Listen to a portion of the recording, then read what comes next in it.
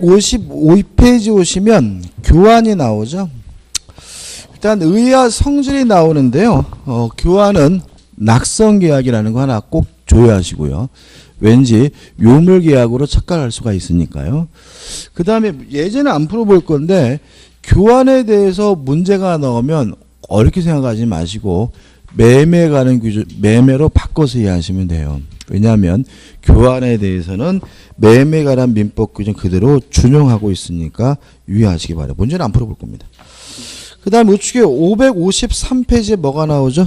임대차가 나오죠. 553페이지. 주의할 점이 있는데요. 우리가 물건을 빌려주고 빌리는 계약을 대차라고 해요.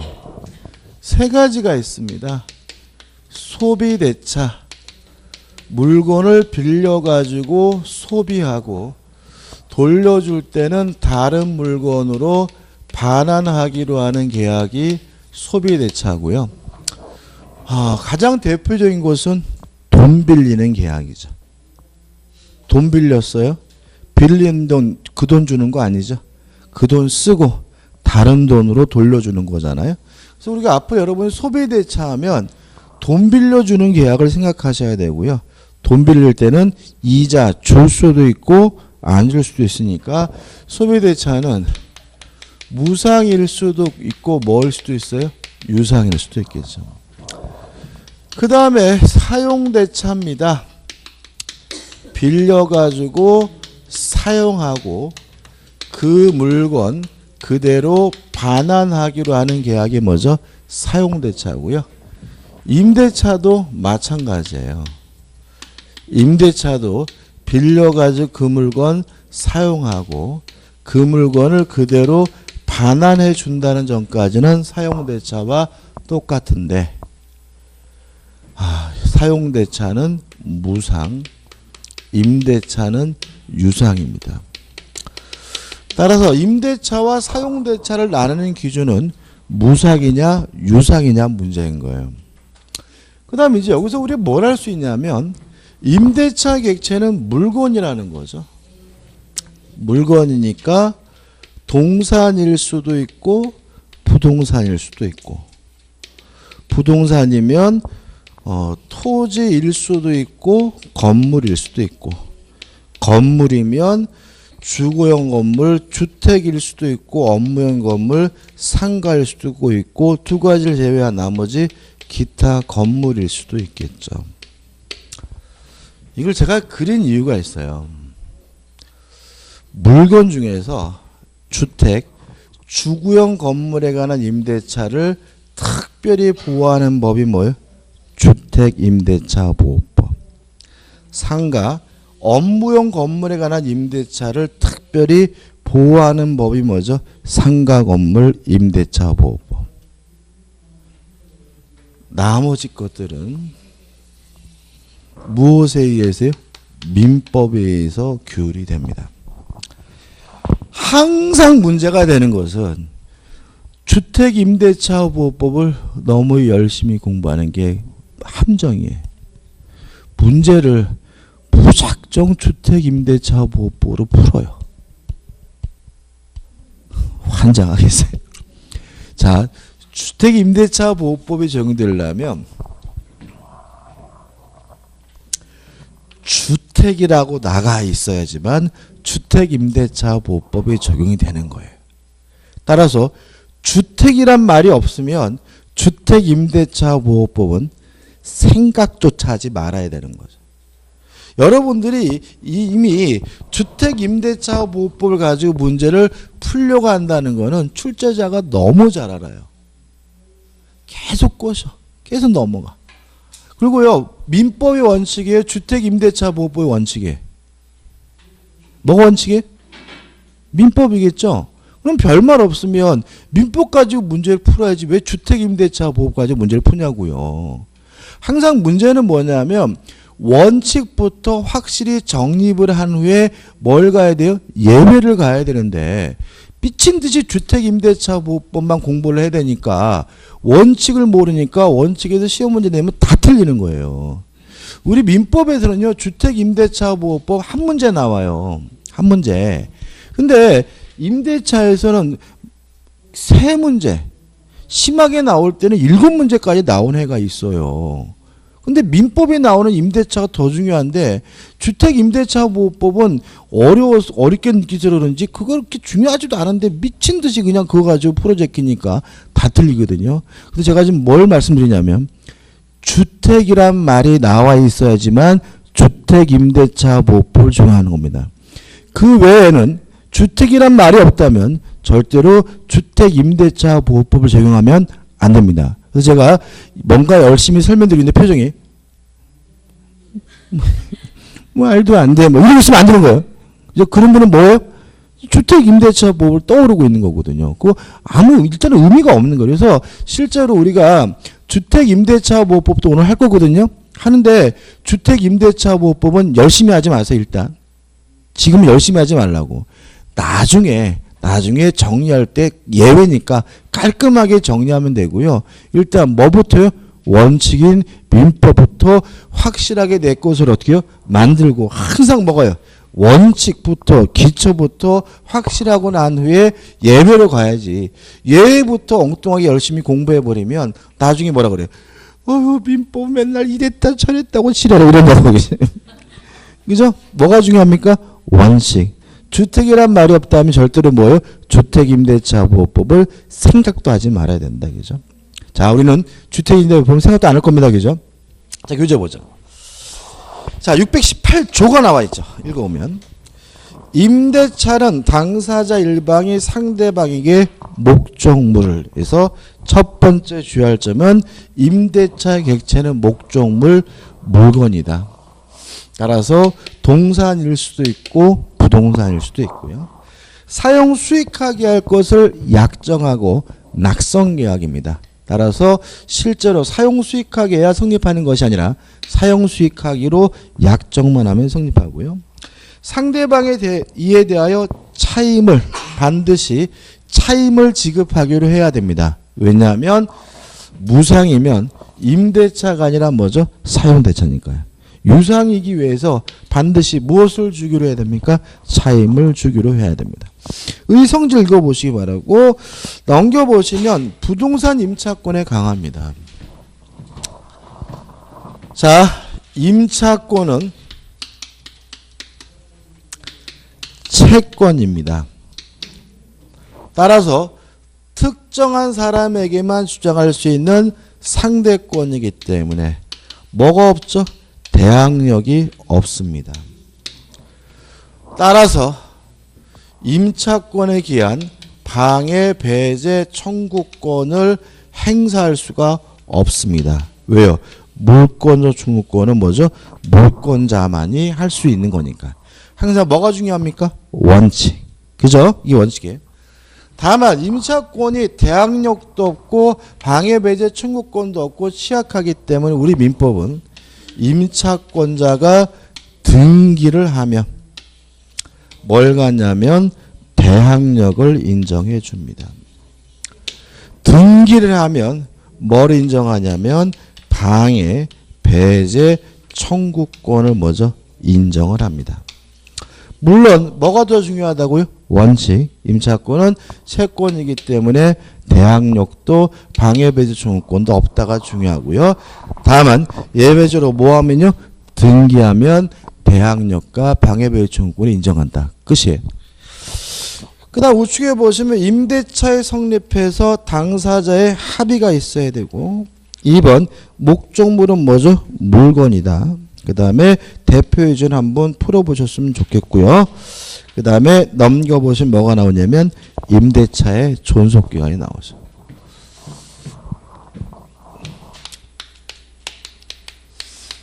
최장기간 무제한입니다. 따라서 영구무한으로도 설정하는 거 가능합니다. 최단 기간 전혀 보장하지 않습니다. 최단 기간을 전혀 보장하지 않아요. 시험에 되게 많이 나왔겠죠? 여기서 그죠? 왜 나왔겠어요? 임대차는 2년을 보장하는데 이러고 있으니까 최단 기간을 보장하지 않는다는 거 굉장히 잘 알아요. 근데도 다 틀려. 왜요? 임대차는 최단 기간을 보장하지 않는다. 맞는 거잖아요. X래. 주택은 2년을 보장하잖아요. 아니라고요. 그죠? 그건 뭘? 예외라고. 그죠? 최단 기간을 보장하지 않는다. 따라서 임대차 계약을 하면서 존속 기간을 약정하지 않으면 언제든지 자유롭게 해지 통고할 수가 있고요. 임대인이 해지 통고 나가라면 6월, 임차인이 나가겠다고 하면 1월 지나면 임차권은 뭐가 되죠? 소멸이 된다. 아주 중요하고 시험 문제 아주 잘 냅니다. 자, 작년에는 또 이걸 상가건물 임대차 보호법 깨다 집어넣어서 또 문제까지 냈어요. 꼭 기억해 두시기 바랍니다. 그 다음에 갱신 청구권 문제 좀 이따 정리할 겁니다. 넘겨보시면 나번해가지고 뭐가 나오냐면 묵시적 갱신, 법정 갱신이 나옵니다. 요 민법상 임대차의 법정 갱신에 대해서는 요건은 잘 안 나와요. 효과만 법정 갱신이 되면 존속기간은 약정이 없는 것으로 바뀝니다. 따라서 언제든지 자유롭게 해지 통고할 수 있고요. 임대인이 나가라 하면 6개월, 임차인이 나가겠다 하면 뭐죠? 1월이죠. 그러니까 전세권에 굉장히 유사하죠. 그죠? 전세권은 대단히 유사한데 다른 것은 임차인에게 별도로 따라 추가된다는 것만 다르고요. 거의 유사합니다. 그 다음에 이제 5번에서 임대차에 효력해서 1. 임대인은 적극적으로 목적물을 인도해 줄 의무가 있고요. 2번 고장난 것이 있다면 적극적으로 수선해 줄 의무가 있는데 주의하실 것은 나번 밑에서 세 번째 줄이죠. 임대인이 적극적으로 목적물을 수선할 수 있도록 해줬고요. 수선행위, 보존행위라는 것에 대해서 임차인은 거절하지 못하고 만약 이러한 임대인의 보존행위로 인해서 임대차의 목적을 달성하지 못한다면 임차인은 해지할 수 있을 뿐이라는 거 꼭 기억해 두시고요. 그 다음 우측에 답은 당연한 얘기입니다. 이 수선 의무에 관한 민법규 임의 규정이에요. 따라서 임차인이 수선하기로 하는 특약은 가능하고도 유효한데 다만 임차인이 하게 되는 수선은 소규모 수선에 의한다. 대규모 수선의 경우에는 특약에도 불구하고 여전히 누가 해야 됩니까? 임대인이 해줘야 된다. 이런 얘기고. 3번 방해를 제거해 줄 의무가 있고요. 4번 유상계약이니까 담보 책임에 관한 민법 규정이 적용이 되고 핵심 판례 가지고 첫 번째 판례만 일단 설명드리면 이런 문제입니다. 임대인은 적극적으로 사용하고 수익하게 해줄 의무가 있습니다. 따라서 임대인은 원칙적으로 임차인의 생명, 신체, 재산에 대한 보호 의무는 없습니다. 뭐 이런 얘기겠죠. 예를 들어서 세를 졌는데 세입자한테 전화 왔어요. 도둑이 들었대요. 그러면 어떻게 해요? 임대인이 제가 책임질 일은 아닌 거죠. 아이고 안 됐네 하고 그냥 맞장구 쳐주면 그만인 거예요. 재산에 대해서 뭐가 없어요? 보호 의무가 없는 거죠. 세를 졌는데 그 집이 불났대요. 불나가지고 주인 아저씨가 돌아가셨대요. 그럼 뭐예요? 장례식장 가서 2번 반 절하고 5만 원 부주하면 되고요. 그 양반이 돌아가신 것에 대해서 임대는 뭐가 없는 거죠? 보호 의무가 없는 거죠. 그죠? 그럼 판례는 뭐냐면 예외입니다. 예외. 숙박 계약과 같은 단기 임대차의 경우에는 생명, 신체, 재산에 대한 보호 의무가 있다. 그죠? 영안에서 하룻밤 자는 것도 임대차죠. 그잖아요. 그죠? 어차피 하룻밤을 자든 이틀밤을 자든 그것도 뭐죠? 돈 주고 빌려서 사용하는 거니까 뭐죠? 임대차인데 여간방에서 하룻밤 자려고 했는데 불이 났다. 여간방 주인이 책임져야 돼요. 임대인이. 여간방에서 하룻밤 자고 있는데 도둑이 들었다. 여간방 주인이 뭘 져야 돼요? 책임을 져야 된다. 그래서 숙박계약과 같은 단기 임대차는 생명신체 재산에 대한 보험가 어떻게 해요? 있다. 이렇게만 기억하시면 됩니다. 근데 나머지 판례는 나중에 볼 겁니다. 그 다음에 넘겨보시면 박스 밑에 2번 임차인의 권리에서 1. 임차권에서 가 사용수익권의 범위인데 용법에 쫓아 사용해야 되고요.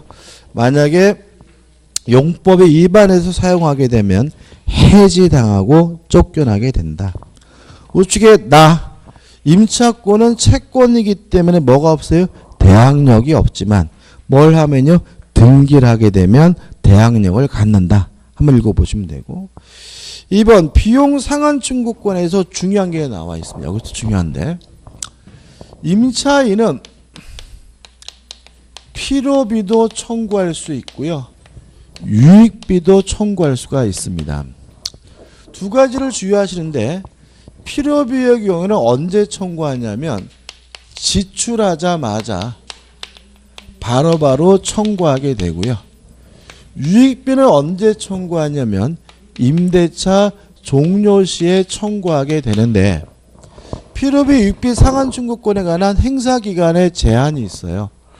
언제까지냐면 목적물을 반환한 날로부터 6월 내에 행사해야 된다는 제한이 있고요.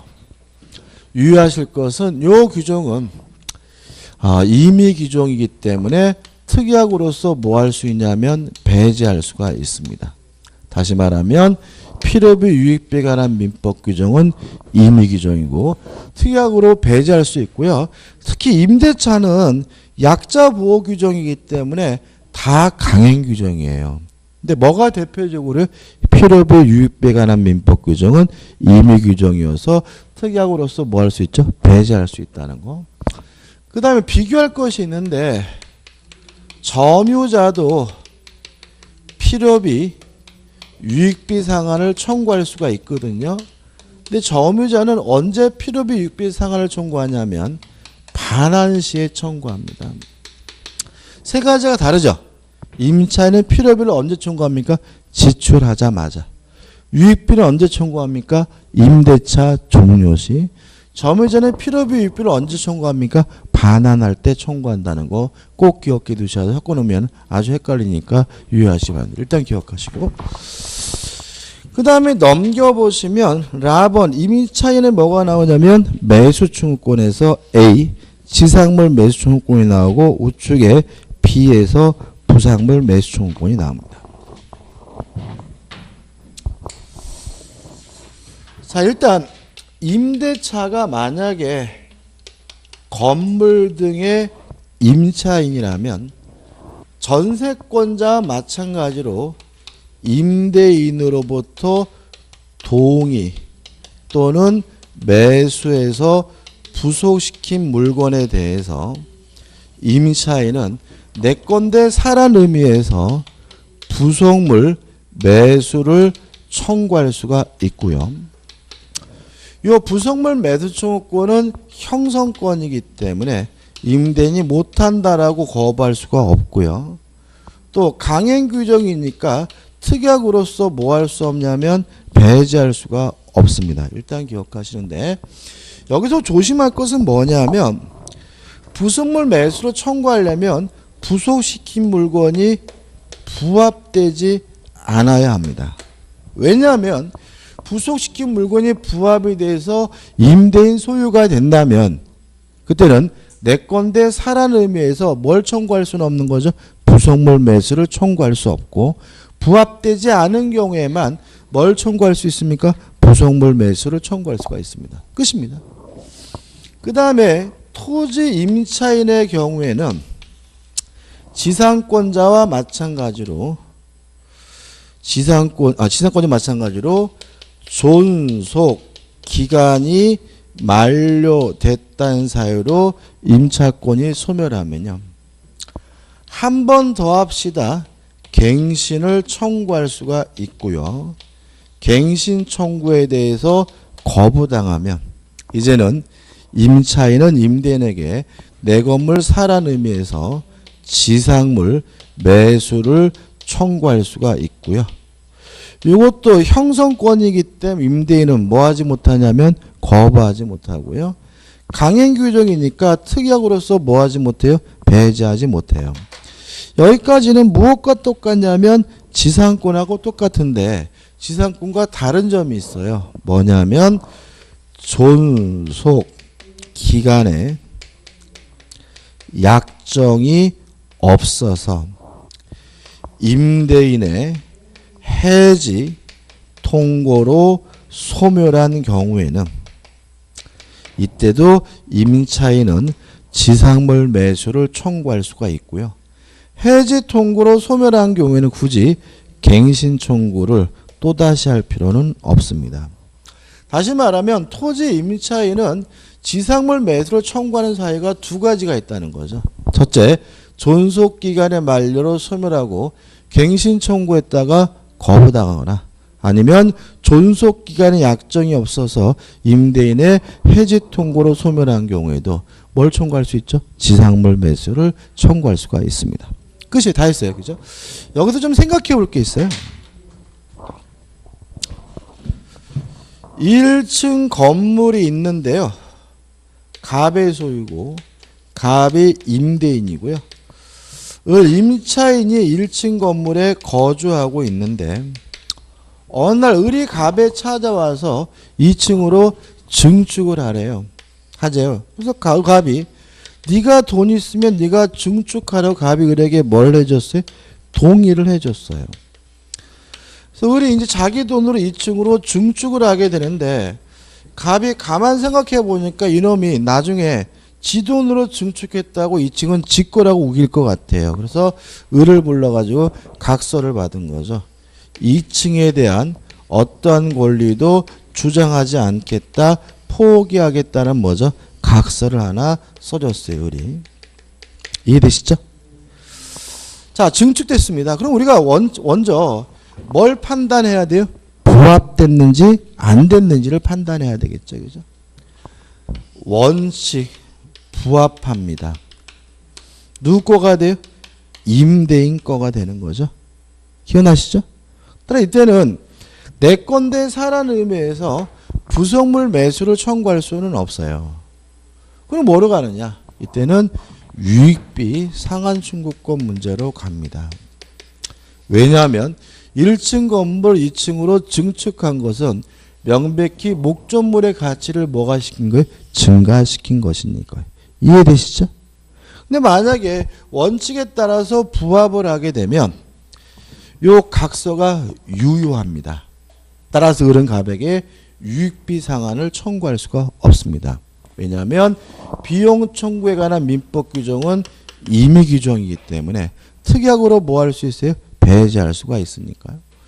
근데 만약에 증축된 부분이 구조상, 이용상 독립성이 있어요. 그러면 뭐 되지 않아요? 부합되지 않죠. 그럼 누구 거가 돼요? 을 거가 되니까 내 건데 사라는 의미에서 뭘로 갑니까? 부속물 매수를 청구하게 됩니다. 이때는 요 각서가 무효입니다. 각서에도 불구하고 을은 갑에게 부속물 매수를 청구할 수 있습니다. 왜냐하면 강행 규정이기 때문에 특약으로서 뭐 할 수 없어요? 배제할 수가 없습니다. 이해되시죠? 그래서 항상 이런 거 하죠. 자기한테 유리하게 계약을 했다고 장땡은 아니다. 요 갑은 각서 받고 안심하면 안 되고요. 가서 지켜 서 있어야 돼요. 뭐 하도록? 부합하도록. 그잖아요. 그죠? 출구를 뭐죠? 안으로 뽑으라고 지켜 써야 되고요. 또 을의 입장에서는 각서 써달라고 하면 써줘도 돼요. 다만 어떻게 하면 돼요? 출구를 뭐죠? 밖으로 뽑으면 그만인 거죠. 이해되시죠? 그죠? 그죠? 마지막으로 이해됐는지 안 됐는지 마지막으로 무단으로 증축을 했어요. 동의 없이. 이게 동의 받은 거잖아요. 동의 없이 증축했을 때는 을이 부합시키는 게 좋아요? 안 시키는 게 좋아요? 예, 부합시키는 게 좋다. 왜냐하면 부속물 매수를 청구하려면 동의 또는 매수해서 부속시킨 물건에 대해서만 부속물 매수를 청구할 수 있는 거예요.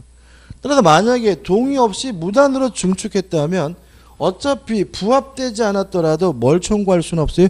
부속물 매수는 청구할 수는 없는 거예요. 이에 반해서 필요비나 유익비를 지출할 때는 뭐 할 필요 없어요? 동의받을 필요가 없어요. 무슨 말이겠습니까? 따라 이때는 뭐예요? 차라리 부합시켜가지고 뭐를 가는 게 유리해요? 유익비 상한 충족권을 가는 게 임차인에게 뭐죠? 유리하다. 요 세 가지 경우 반드시 뭐요? 이해하셔야 되고요. 아주 시험이 잘 나오고 있고요. 그 다음에 마지막으로 별말 없으면 뭐 가지고 문제 풀어야 돼요? 원칙 가지고 문제 풀어야 된다. 그죠? 별말 없으면 뭐예요? 원칙 가지고. 그죠? 자, 넘겨보시면 대표 예제가 나와 있죠. 1번. 임차인의 유익비 상한 청구권과 부속물 매수 청구권을 비교 설명한 다음 내용 중 옳지 않은 건데. 일단 답은 뭐죠? 4번입니다. 이건 이 문제 답만 볼게요. 1번부터 볼게요. 1번. 부속된 물건이 건물 기타 공작물의 구성 부분이 되면 구성 부분이 됐다는 말은 뭐죠? 부합했다는 말이죠. 따라서 유익비 상한 청구권이 되고 독립성이 인정되는 경우 부합되지 않았다는 얘기죠. 부속물 매수 청구권 대상이 된다. 맞는 질문이고 중요하고요. 2번 부속물 매수 청구권 임대인의 동의로도 건물이나 공작물을 부속한 경우나 임대인에게서 매수한 경우 한정되지만 유익비 상한 청구권은 그러한 제한이 없다. 따라서 무단으로 증축할 때는 아싸라게 뭐 하는 게 나아요? 부합시키는 게 낫다. 3번 임차인의 부속물 매수 청구를 당사자의 약정으로 배제할 수 없으나 유익비 상한 청구권은 당사자의 약정에 의해 포기할 수 있다. 맞죠? 왜요? 부속물 매수 청구권은 강행 규정이고 유익비는 뭐죠? 임의 규정이니까. 4번 임차인은 부속물 매수 청구권에 관하여 유치권 행사할 수 있으나 X죠. 왜요? 유치물의 목적물은 반드시 뭐 해야 돼요? 타인 소유물이어야 된다. 내 건데 사라는 의미에서 매수 청구권을 이유로는 뭘 행사할 수 없어요? 유치권 행사할 수가 없다. 그 다음에 유익비 상한 청구권은 당사자의 유익비 상한 청구에 대해서는 유치권 인정되지 않는다. X죠. 유익비는 뭐죠? 목적물에 관하여 생긴 채권이니까 뭐가요? 유치권이 인정된다. 앞뒤 뒤바뀌었죠. 답은 4번이고. 5번 유익비 상한 청구권 임대인이 목적물을 반환받은 날로부터 몇 개월이요? 6개월 이내에 행사해야 되지만 부속물 매수권은 그와 같은 제한이 없습니다. 우측에 2번 옳은 것을 찾는데요. 1번 유익비 상한 청구권은 임대차 종료 시에 행사할 수 있다. 맞죠? 이것도 기출 문제죠. 이거죠. 유익비는 뭐죠? 종료 시. 답은 1번이죠. 2번 부속물 매수 부속된 물건이 임차물의 구성 부분으로 일체가 됐어요. 부합됐어요. 그럼 뭐라고 합니까? 유익비 상한 청구권. 따라서 부속물 매수 청구권 대상이 된다. X죠. 3번은 뭐 무효고요. 그 다음에 4번 일시 사용을 위한 것이 명백한 임대차. 뭐죠? 이거죠. 숙박계약이죠. 그죠?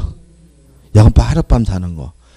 요때는요, 민법 규정이 다 적용이 안 돼요. 무슨 아시겠어요? 예를 들어가지고 제가 여간방에 하룻밤 잤는데 안 나가니까 아저씨 왜 안 나? 12시 넘었잖아요. 아, 해지 통과하셨군요. 6개월 후에 나갑니다. 이런 건 안 되잖아요. 그죠? 다 적용 안 됩니다. 다만 필요비 유익비에 대해서는 숙박계약과 같은 일시적 임대차에도 적용이 돼요. 이것만은. 왜 그러냐면 제가 여간방에서 하룻밤 자게 되는데 방에 들어갔더니 형광등이 막 깜빡깜빡거려요. 그래서 아줌마 찾아가지고 바꿔달라 했더니 이 아줌마가 전화도 안 받고 문두리도 뭐 안 열어주고 그래서 제가 쫄래쫄래 뛰어가가지고 다음날 어제 편의점 가가지고 형광등을 사다 갈았다면 다음날 형광등 값 주세요라고 뭐 할 수 있어요? 청구할 수 있잖아요. 그래서 숙박계약의 경우에도 뭐는 청구할 수 있어요? 비용은 청구할 수 있지만 나머지 규정은 적용되지 않기 때문에 일시 사용을 위한 것이니 명백한 임대차 임차인은 부속물 매수를 청구할 수 있다는 질문은 뭐죠? X죠. 5번 비용 상한 청구권은 받은 날로부터 몇 개월이죠? 6개월입니다. 답은 1번입니다. 2번 임차인의 의무에서 1. 차임을 지급할 의무가 있다. 후불이 원칙이에요. 가. 최근에 우리가 선불로 받는 경우도 있죠. 그렇지만 원칙은 뭐죠? 후불이다.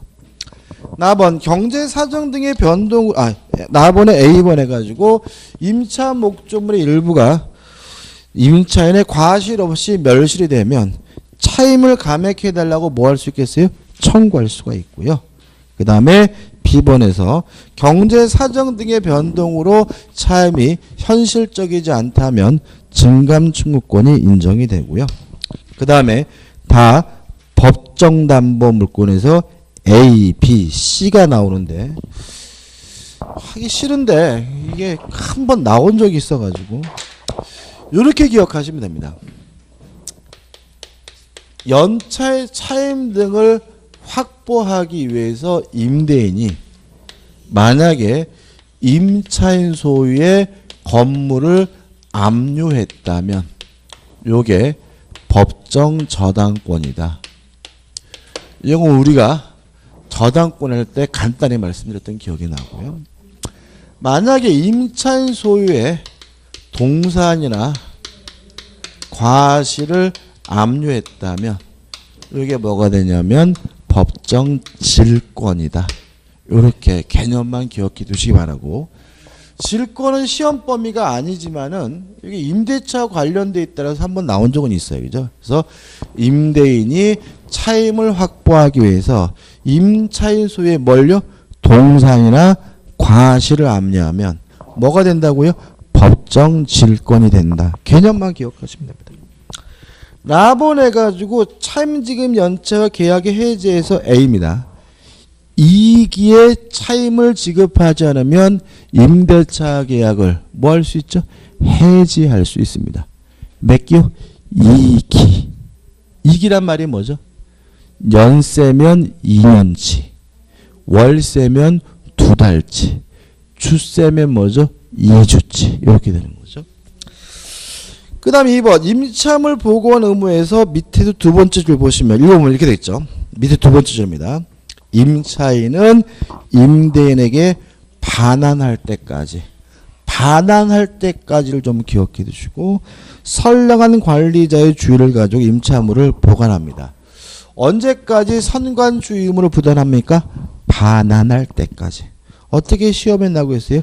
임대차 종료 시까지. 그럼 뭐죠? X가 됩니다. 좀 치사하게 나오죠. 그 다음에 우측에 보시면 무단 양도 전대금지 반대 반환할 의무가 있고 5번 임차인 여러 명이면 뭐죠?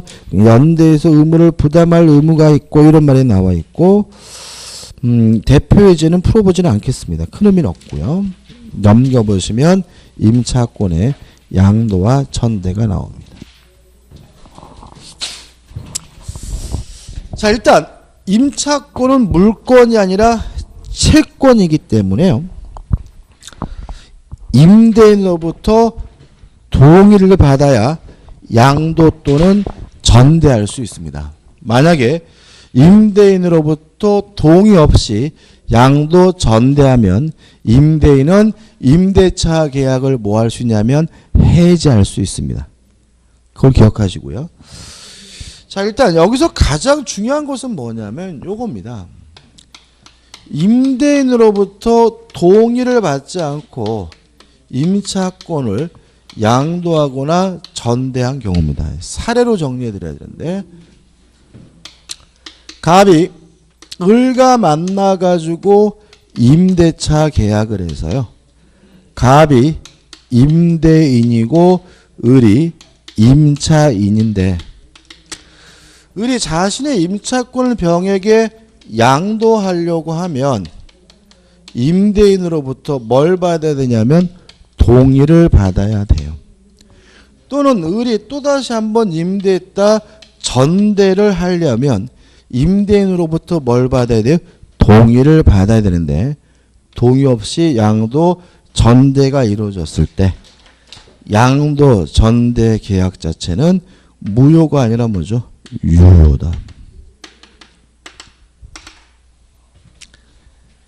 맨날 반복입니다. 그죠? 남의 물건은 팔아먹을 수가 없습니다. 그죠? 다만 타인 소유물의 매매는 뭐죠? 유효합니다. 왜요? 유효해야 뭐가 생겨요? 책임이 생기니까. 이중 매매하면 안 됩니다. 다만 이중 매매는 뭐합니까? 유효합니다. 유효해야 뭐가 생겨요? 책임이 생기니까. 저저번 주에 했나요? 공유물을 처분하려면 전원의 동의가 있어야 돼요. 한 사람이 공유물을 팔아먹을 수는 없는 거예요. 그렇지만 공유자 중 1인이 한 매매 계약은 무효가 아니라 뭐죠? 유효합니다. 왜요? 유효해야 뭐가 생겨요? 책임이 생겨요. 똑같아요. 동의 없이는 양도 전대할 수가 없습니다.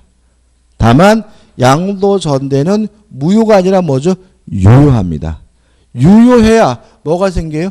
책임이 생기니까. 무슨 책임이요? 동의 받아줄 책임. 동의를 못 받아준다면 담보 책임이라도 져야 된다는 의미에서 양도 전대 계약 자체는 유효합니다. 시민은 잘 내겠죠? 잘 내는데 또 맨날 틀리세요. 그 다음에 병은 동의를 받지 못했으니까 갑에게 자신의 권리를 주장할 수는 없고요. 따라서 갑은 병에게 첫째, 소유권을 이유로 나가라는 의미에서 반환을 청구할 수가 있습니다. 따라서 갑이 병에게 나가라고 하면 병은 뭐죠? 나가줘야 합니다. 다만 갑이 병에게 손해배상을 청구할 수 있느냐 문제에 대해서 우리 판례는 갑이 을과 임대차 계약을 해지하지 않고 있는 상태라면 병에게 손해배상을 청구할 수는 없다는 것이 우리 판례 입장입니다. 왜냐하면 요 임대차 계약을 해지하지 않고 있다면 월세를 줘야 될 사람은 병이 아니라 누군 거예요? 을인 거죠. 따라서 얘가 월세를 주지 않아서 손해가 발생했다면 얘한테 손해배상을 청구하지 얘한테 손해배상을 청구할 문제는 아니란 얘기고요. 마지막으로 갑은 을과 임대차를 무단으로 양도 전대했다는 이유로 뭐 할 수 있습니까? 해지할 수가 있습니다. 간단하죠. 그죠? 첫째, 동의 없이 양도 전대가 이루어지면 임대차 계약을 뭐 할 수 있죠? 해지할 수가 있다. 다만 양도 전대 자체는 무효가 아니라 뭐죠? 유효하다. 다만 갑은 병에게 소유권을 이유로 나가라는 의미에서 반환을 청구할 수 있지만 임대차 계약을 해지하지 않는 한 뭐는요? 손해배상은 청구할 수 없음을 주의하시기 바랍니다. 끝입니다. 그 다음에 이제 마지막으로 이제 동의를 얻은 경우죠. 동의를 얻어서 양도를 했어요. 예를 들어서 갑이 을과 만나가지고 임대차 계약을 하고 을이 병에게 양도를 했는데 갑으로부터 동의를 받았다면 이제 병이 새로운 뭐가 돼요? 임차인. 을은 뭐죠? 임대차 계약관계에서 벗어나게 되니까 요거는 설명드릴 게 없고요. 동의를 얻어가지고 전대를 하게 된 경우죠. 일단 우리가 알 수 있는 건 병의 권리는 을로부터 비롯됐으므로 을의 권리보다 뭐죠? 작아야 한다. 보증금도 작고 존속기간도 작아야 하고요.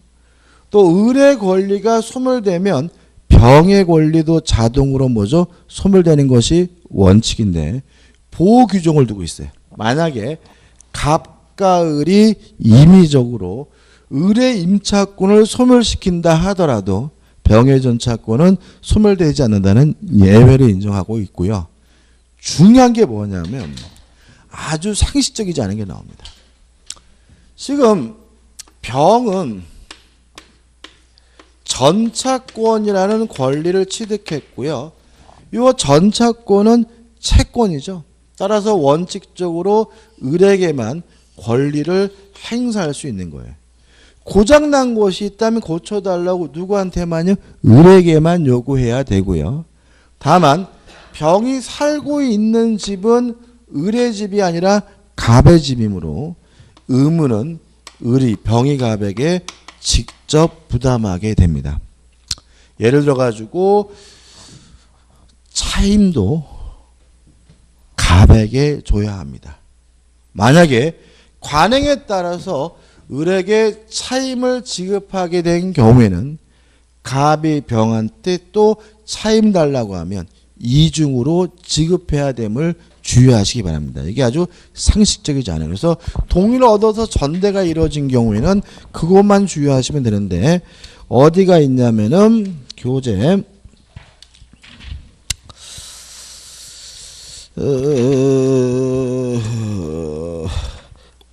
572페이지 보시면 중간에 이 임대인 보호를 위한 예외 이렇게 나와 있어요. 제일 보면 전차인은 누구한테요? 임대인에 대하여 직접 의무를 부담합니다. 또한 전차인은 임차인에 대한 차임의 지급으로 임대인에게 뭐하지 못해요? 대항하지 못한다라고 민법에 명문으로 규정두고 있어요. 따라서 직접 의무를 부담해야 된다는 말은 월세도 누구한테요? 갑한테 직접 줘야 된다는 것이고 그 을에게 차임을 지급한 경우에는 그것을 가지고 갑에게 대항하지 못한다는 말은 갑이 또 달라 그러면 어떻게 해요? 또 줘야 된다는 의미가 되니까 주의하시기 바랍니다. 한번 다른 내용 한번 쭉 보시면 될 것 같아요. 그 다음에 우측에 대표해제에서 5번인데 풀어보지는 않을 건데 말로 말씀드리면 예를 들어 가지고 아파트인데 방 한 칸만 전대를 하려고 해요. 동의받을 필요가 없다. 그죠? 그죠? 다시 말하면 전체를 다 전대하는 것이 아니라 건물의 소부분 방 한 칸만을 전대한다. 뭐 자취하는 학생한테 준다. 이런 것들은 뭐 받을 필요 없어요? 동의받을 필요가 없다는 거 하나만 추가로 기억하시면 됩니다. 끝입니다. 그 다음에 우측 카드에 보증금이 나오고 넘겨보시면 복잡하게 나오고 판례가 나오는데 결국 뭘 말하냐면 한 가지만 잊지 않으시면 됩니다. 연체 차임 등을 보증금에서 깔지 말지는 임대인 마음입니다. 임차인은 연체 차임을 보증금에서 까달라고 뭐 할 수는 없습니까? 요구할 수는 없습니다. 상식이죠, 이건 기자. 월세를 안 주길래 전화해가지고 아유 아저씨 왜 월세 일주일 지났는데 안 줘요? 그랬더니 아저씨 그 보증금에서 까주세요 라고 임차인은 뭐 할 수 없어요? 요구할 수가 없고 누구 마음이죠? 임대인 마음입니다. 그거 하나만 주의하시면 되고 그 다음 우측 하단에 보시면 권리금이 나오는데 권리금은 전혀 읽어볼 필요도 없습니다. 이 부분은. 그 다음에 넘겨보시면 임대차의 종류가 나오죠. 일단 종료 원인 해가지고 존속기간이 만료가 되면 소멸된다. 그 다음에 2번에서 해지 통보가 나옵니다. 이게 좀 중요한데 다시 올라오면 임대차는 최단 기간을 보장하지 않기 때문에 존속 기간에 약정이 없으면 언제든지 자유롭게 해지 통고할 수 있고요. 임대인이 하면 6월, 임차인이 하면 1월 지나면 임차권이 소멸되죠. 근데 이게 두 가지가 더 있어요. 약정 해지사입니다.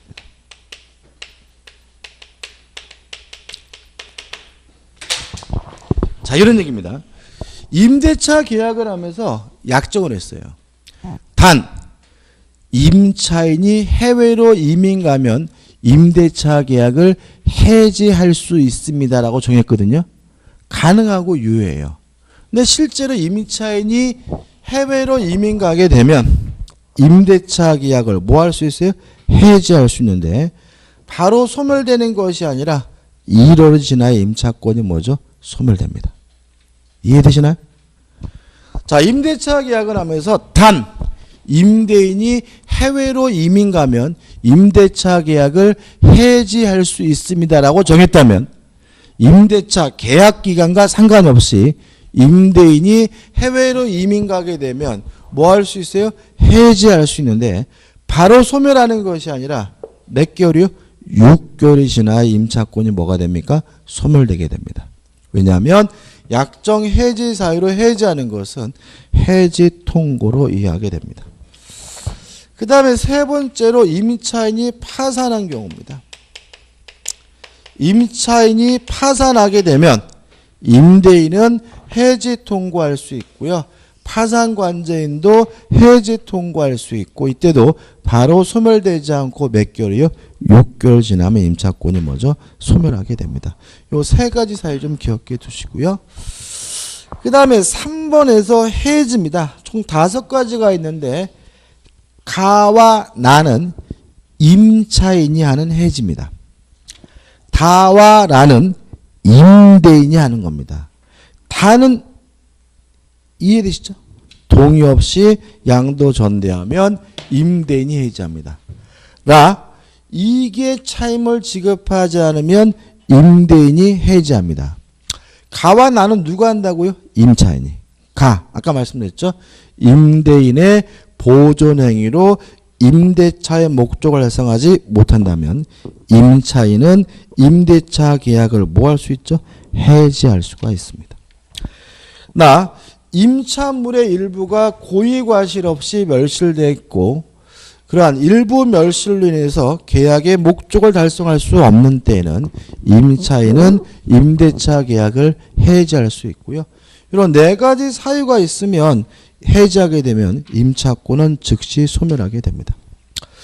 우측에 보시면 임대차 종료 효과 한번 읽어보시고 대표해제도 그닥 풀어오지는 않을 겁니다. 넘겨보신 강행규정이라 나와있죠. 다 강행규정이다. 잊지 말 것은 필요비, 유익비, 상환충고권에 관한 규정만은 임의규정이기 때문에 특약으로 뭐 할 수 있죠? 배제할 수 있다는 거 잊지 마시기 바랍니다. 끝입니다. 좀 쉬었다가 이제 민사특별법에서 주택임대차보호법 들어갑니다.